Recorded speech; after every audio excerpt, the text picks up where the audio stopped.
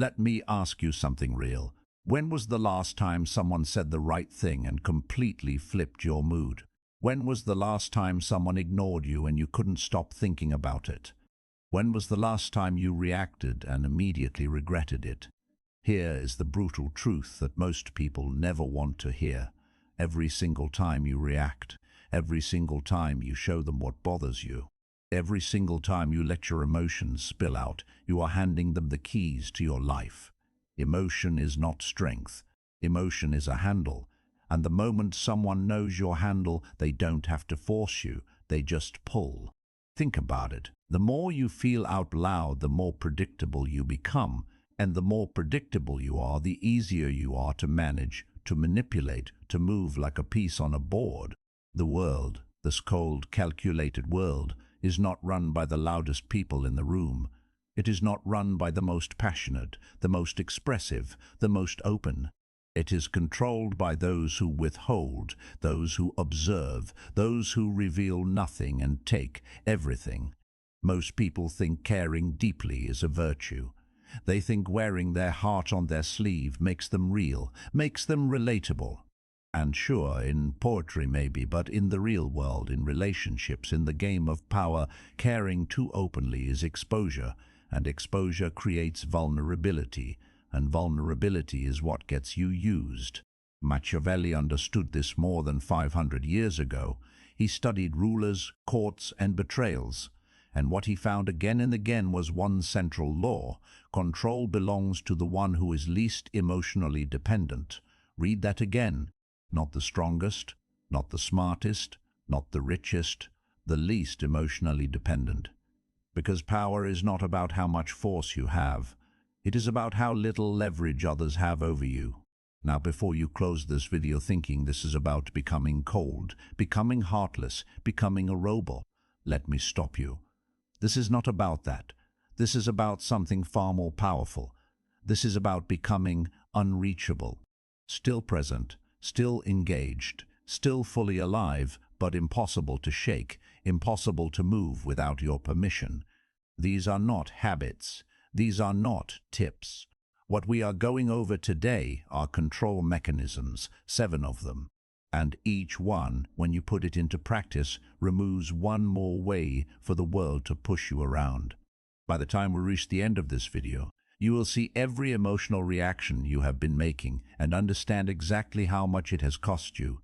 And more importantly, you will know what to do instead. Before we move forward, I want you to drop this affirmation in the comments. I control my reactions. Are you ready? Let's get into it. Number 1. Conceal your emotions to eliminate weakness. Your emotional reactions are not private. Every time your face tightens, every time your voice shakes, every time you go quiet when someone brings up a certain name, you are broadcasting. You are sending out a signal to everyone watching that says, this is where I hurt. This is what I care about. This is what you can use against me. People do not guess your weakness. They observe it. They watch you. They test you. They say something off and they watch your eyes. They ignore your message and they watch how long it takes for you to follow up. They cancel plans and they measure how fast you reach back out. They are running experiments on you every day without a lab coat. And every visible reaction is data. Data that builds a map of exactly where to press to get what they want from you. Your boss, who knows you get anxious when projects are criticized, uses that to keep you working overtime. Your ex, who knows you still flinch at certain memories, uses that to stay in your head. Your competitor, who knows your pride flares up when challenged, uses that to push you into bad decisions. This is not paranoia. This is how human beings operate. Power goes to the one who knows more while revealing less. Expression turns your internal world into external information. The moment you show it, it is no longer yours. It belongs to whoever is watching. So what is the move? The strategic move is simple. Reduce your visible reactions. Reduce your attack surface, not forever, not with everyone, but deliberately, especially when there is something at stake. When someone delivers bad news, do not let your face collapse. When someone challenges you, do not rush to defend. When someone tests your limits, do not immediately show them where the line is. Make them guess. Keep them unsure. Because what they cannot read, they cannot target. This does not mean becoming fake. It means becoming disciplined. There is a difference. Fake people pretend to feel something they do not feel. Disciplined people feel deeply, but they choose when and where and how much of that feeling becomes visible. The face you show the world is a tool. Use it intentionally. A calm face in a storm is not absence of feeling. It is control, and control is power. Stop letting your face be a mirror of everything happening inside you. Let it be a mask, one you choose to lower only when it serves you. Lesson 1 is not about hiding who you are. It is about protecting who you are. Drop this affirmation in the comments. My silence is power. Number 2, eliminate all needs to become non-negotiable. Here is where it gets uncomfortable, because lesson 2 does not just ask you to control your face. It asks you to look at what you actually want from people, what you need, what you are quietly, constantly hoping someone will give you. Need creates dependency, and dependency removes control every single time. Think about the relationships and situations in your life where you feel the weakest. I would bet real money that in almost every case there's something you want from that person or situation. Validation, attention, closure, approval, a response, an apology, recognition for what you have done. The moment you want something from someone, the moment you need something from them, you have handed them positional advantage. You have moved yourself into the lower seat at the table because now they have something you want, and that gives them leverage over you, whether they use it or not. This is why some people stay in relationships that drain them for years. They need to feel chosen. This is why some professionals never leave toxic jobs. They need the validation of the title. This is why some friendships feel one-sided forever, because one person is always needing, always hoping, always waiting, and the other person, consciously or not, keeps them in that position. The power shift happens. And this is critical when you become genuinely willing to walk away. When you are okay if the deal falls through. When you are okay if they do not reply. When you are okay if the relationship ends. Not because you do not care, but because you refuse to give anyone that kind of hold over your choices. Non-attachment removes all pressure points. When you need nothing from someone, they have no card to play. There is nothing to withhold, nothing to threaten, nothing to use. You become non-negotiable because there is simply no angle from which to pressure you. Machiavelli once said, "The one who adapts his policy to the times prospers, and likewise the one whose policy clashes with the demands of the times does not." Need ties you to a moment, to a person, to an outcome. Freedom from need lets you move when the time is right. Start watching yourself this week. Every time you check your phone hoping for a certain message, that is need. Every time you repeat yourself waiting for someone to validate your point, that is need. Every time you stay somewhere that no longer serves you, just because leaving feels too uncertain, that is need. Identify it, name it, and start working on releasing it. Not by pretending you do not care, but by building enough inside yourself that external approval becomes optional, not essential. The most powerful people in any room are not the loudest. They are the ones you sense do not need anything from you. And that quiet self-sufficiency, it is magnetic. It draws respect without demanding it. Now, I want you to drop this affirmation in the comments. I need nothing to proceed. Number 3, use silence to force others into exposure. Most people are terrified of silence. They rush to fill it. They over-explain when a simple answer would do. They respond immediately when a pause would be far more powerful. They talk when staying quiet would tell them everything they need to know.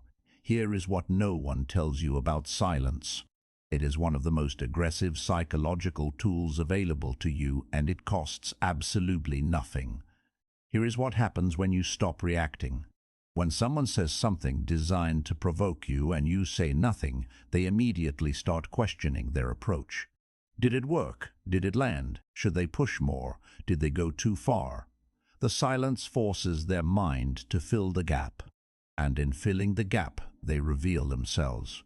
People who are trying to manipulate you rely on your reaction to confirm their position. Your anger tells them they found a nerve.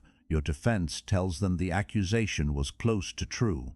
Your explanation tells them you feel guilty. Your immediate response tells them you are waiting. Every reaction you give is feedback. It tells them whether their tactic worked and where to push harder next time. But when you give them nothing, they are left with their own thoughts, and their own thoughts start to work against them. They reveal more trying to fix what they think went wrong. They over-explain, they backtrack, they get louder, and the more they move, the more you see. Silence creates psychological imbalance without effort. It turns their attention inward while you stay completely unaffected on the outside. You are watching everything. They do not know what you are thinking, and that uncertainty alone puts you in control. This works in negotiations. You make your ask, you state your position, and then you shut up. The other person will almost always speak next, and usually in a way that benefits you. It works in confrontations. When someone comes at you hot, you stay still. Your stillness is disorienting. They expected resistance. They prepared for a fight. You gave them a wall. Now they are fighting themselves. It works in everyday conversation. When someone asks a pointed question designed to get a reaction, you pause longer than is comfortable. You let the silence breathe. You answer only when you are ready on your terms. Machiavelli once said, "The first method for estimating the intelligence of a ruler is to look at the men he has around him." But before any of that, watch how a person handles silence. Because the one who can hold silence holds the room. Learn to sit in silence without rushing to fill it. Train yourself to pause before every important response, not because you have nothing to say, but because you understand that silence itself is a statement, and often it is the most powerful one you can make. Drop this affirmation in the comments. My pause speaks volumes. Number 4. Break your patterns to stay unpredictable. People are pattern recognition machines. From the moment someone meets you, they start collecting data. How you respond to stress, how quickly you reply to messages, what makes you laugh, what makes you defensive, how long it takes you to forgive, how far you can be pushed before you push back. Over time, and this happens faster than you think, they build a model of you. And once they have that model, they know how to manage you. They know what to say to calm you down, to fire you up, to get what they want, to avoid conflict, to stay in your good graces. You become, in the most literal sense, manageable. And managed people do not lead, they follow. Consistent emotional patterns train others how to deal with you. The person who always gets angry when criticized, people learn to sugarcoat everything around them and never tell them hard truths. The person who always forgives quickly, people learn they can take advantage knowing the reset button will be pressed. The person who is always available, people learn to take their presence for granted. Your patterns are the leash, and most people are wearing one without knowing it. Controlled unpredictability removes their ability to plan. When people cannot predict you, they cannot prepare. When they cannot prepare, they cannot execute whatever game they were running. They become cautious. They become hesitant. They move more carefully around you because they genuinely do not know what to expect. That hesitation, that is respect, not the kind you demand, the kind you earn by being impossible to read. This does not mean being erratic or chaotic. Random behavior is not the goal. The goal is deliberate variance. You are the same person with the same values, but you express yourself in ways that cannot be boxed in. Sometimes you respond immediately. Sometimes you take 3 days. Sometimes you agree. Sometimes you push back on things you used to let slide. Sometimes you are warm. Sometimes you are all business. Always in control, never in a formula. Break the patterns people have come to rely on, not to be difficult, but to protect your freedom. Because once someone fully understands your pattern, they own it. And if they own your pattern, they own a piece of you. Machiavelli once said, "A prince never lacks legitimate reasons to break his promise. patterns are promises you never officially made, but others are holding you to anyway. Break them deliberately. Start small. Change one consistent behavior this week. Respond at a different time than usual. React differently to something that normally gets a predictable response from you. Watch how quickly the dynamic shifts. Watch how quickly the dynamic shifts. Watch how people recalibrate. That moment of recalibration, that is your power returning. Drop this affirmation in the comments. I am never predictable. Number 5. Withdraw attention to increase your value. Here is a truth about human psychology that nobody wants to admit. We do not fully appreciate what is always available. Think about the people in your life who show up every single time, no questions asked, who respond the moment you reach out, who are always there, always warm, always consistent. And think about how often you take that for granted. Not because you are a bad person, but because the brain assigns value based on scarcity.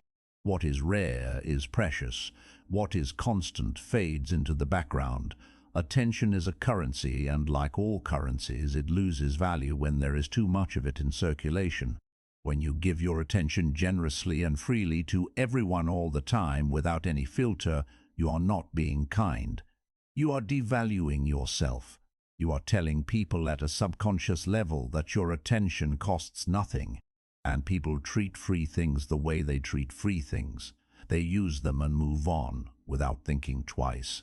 But when attention is reduced, when people have to wonder whether they have it, when they realize it is not guaranteed, when they feel the absence of something they used to receive without effort, something changes. They compensate. They invest more. They reach out. They try harder. Not because you ask them to, but because scarcity creates pull. This is not manipulation. This is alignment. Aligning how you give your attention with how much it is actually worth. The irony is that most people do the exact opposite. When they sense someone pulling away, they lean in harder. They give more. They become more available. And in doing so, they make the problem worse. The other person pulls further. The dynamic shifts further, because now the imbalance has been confirmed and your increased availability just confirmed your lower position. Step back instead. Let the silence exist. Reduce your responses. Make yourself slightly less reachable, not in a punishing way, not as a game, but as a genuine reassertion of your own value. Let your presence become something that has to be earned.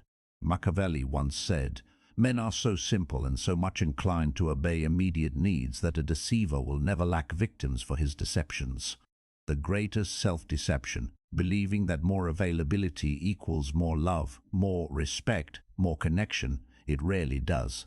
Start treating your attention like your rarest resource, because it is your focus, your time, your emotional energy.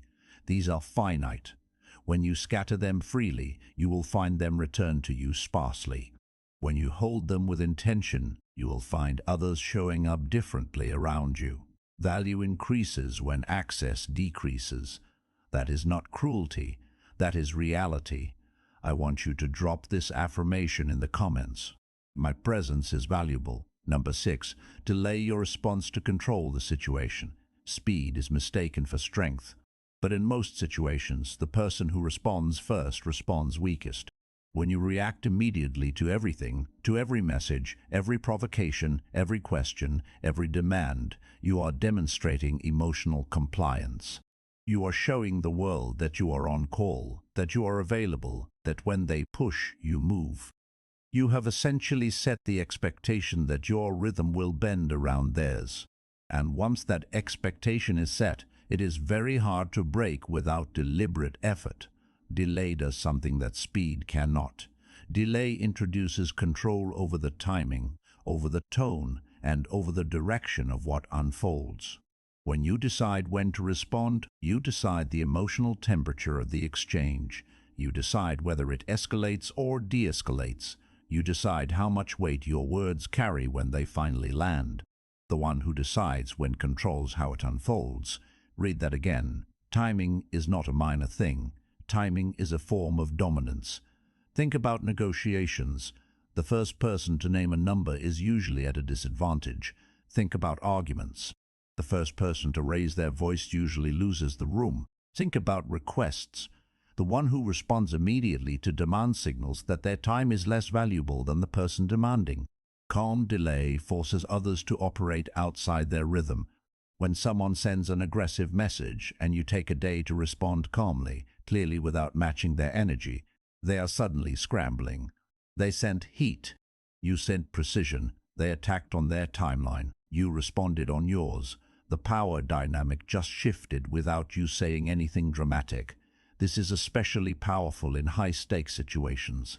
When the stakes are high, speed feels urgently important, but that urgency is usually manufactured, designed to rush you into a reaction before you have had time to think. Do not take the bait.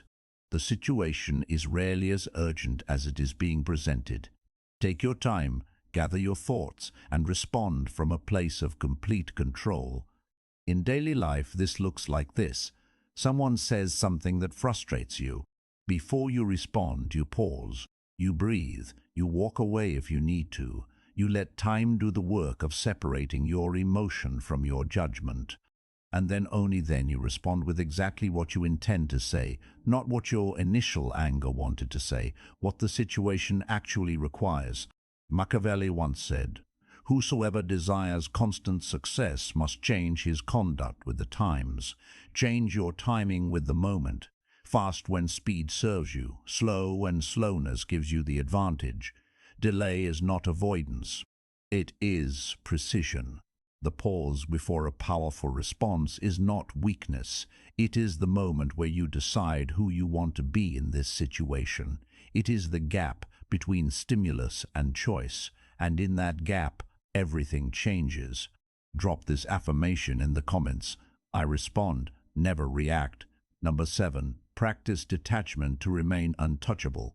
Here we get to the deepest principle of all, the one that makes all the other 6 possible.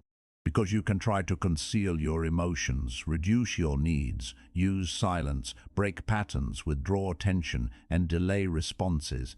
But if you're still emotionally entangled at the core, all of it is theater. All of it will fall apart the moment the pressure gets high enough. True, lasting power requires detachment, and detachment is widely misunderstood. Detachment is not coldness, it is not indifference. It is not showing up numb and going through the motions. Detachment is measured involvement. It is the ability to be fully present in a situation without being swallowed by it, to engage genuinely, thoughtfully, powerfully, without depending on the outcome. Here is what detachment actually looks like in practice. You observe without absorbing. Someone comes at you with anger, with grief, with manipulation, with need, and you witness it fully. You understand it. You respond to it. But you do not take it into yourself. You do not carry their energy home with you. You do not lie awake replaying their words. You engage without depending. You care about the outcome, but you are not owned by it. You want the deal to close, the relationship to work, the project to succeed. But if it does not, you do not collapse. You recalibrate. You move forward. You are not tied to any single outcome as the only path to your peace. You withdraw without explaining. When a situation no longer serves you, when a relationship has run its natural course, when a chapter is finished, you exit cleanly. You do not owe anyone a lengthy justification for choosing your own well-being. You move quietly, decisively, without drama. Emotional discipline removes manipulation pathways. When someone cannot make you angry, cannot make you desperate, cannot make you afraid, cannot make you need them, they have no way in. There is no button to push. There is no lever to pull. You become, in the truest sense of the word, untouchable. And here is what is beautiful about this. You are still there. You are still participating. You are still fully engaged with life, with people, with the things that matter to you, but you are doing it from a place that cannot be hijacked. You are present, but you are never owned. Machiavelli once said, "It is better to be feared than loved if you cannot be both, but the highest level beyond fear, beyond love, is to be unreadable, to be respected without being understood, to be valued without being dependent upon. Detachment takes practice. It is not a switch you flip.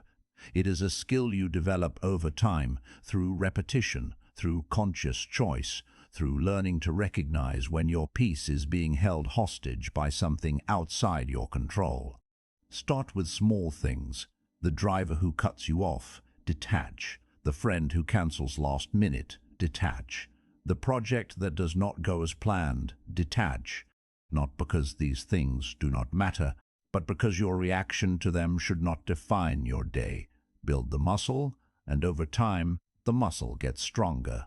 And the things that used to shake you, they will still happen, but they will land differently.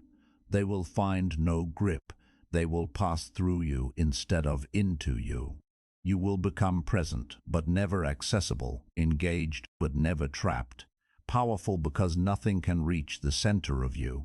We started this video with a single truth. Emotion is not strength, it is a handle. And we have spent the last several minutes breaking down step by step exactly how to remove every handle from your life. Most people will finish watching this, feel something stir inside them, and then go back to the same patterns. They will react to the next thing that provokes them. They will reach out when they should stay quiet. They will show their hand when they should hold it. They will keep making themselves emotionally available to everyone, and they will keep wondering why they feel out of control. But a few people watching this, maybe you will actually sit with what was said, and they will start to shift. Here is the summary. Power is not force. Power is not volume. Power is not status or money or influence. Real power is emotional independence under pressure. It is the ability to stay still when everything around you is in motion. It is the ability to observe without absorbing, to engage without depending, to walk away without explaining. The shift that takes you from managed to untouchable is deceptively simple, but it is rare because it asks something most people are not willing to give. It asks you to stop revealing, stop telling everyone what bothers you, stop wearing your frustrations and your fears and your desires out loud. Hold more of yourself back, not out of fear but out of strategy. It asks you to stop needing, stop tying your peace to someone else's approval, stop waiting for closure that may never come, stop letting what you want from others determine how you move through the world. Build your own foundation, stand on it, and it asks you to stop reacting. Stop letting every provocation pull a response out of you. Stop moving on other people's timelines. Stop letting the outside world be the thermostat for your internal state. Become the thermostat. Instead, set the temperature. Hold it. When you do these three things, when nothing can move you without your permission, the world has to deal with you on your terms. That is not arrogance. That is not coldness. That is not coldness. That is mastery. If this video opens something up for you, if you felt something shift while watching this, then I want to ask you to do three things right now. First, hit that like button. These videos take real work, and your support is what keeps this channel going. Second, share this with someone who needs it, someone you see giving away their power every day and does not realize it. And third, subscribe to this channel if you have not already. We put out content that most people are not ready to hear, but that the right people cannot afford to miss. Drop your final affirmation in the comments below. Prove to yourself and to everyone reading that you're walking out of this video different than you came in. The final law of this entire framework is this: when nothing can move you, nothing can control you. And that is the identity you're building. Not a cold person, not a distant person, not someone who stops caring about life or people or outcomes, but someone who participates fully and is never ever owned by any of it. Become the one who observes without attachment. Become the one who operates without being influenced. That is your power. Claim it. Drop this final affirmation in the comments.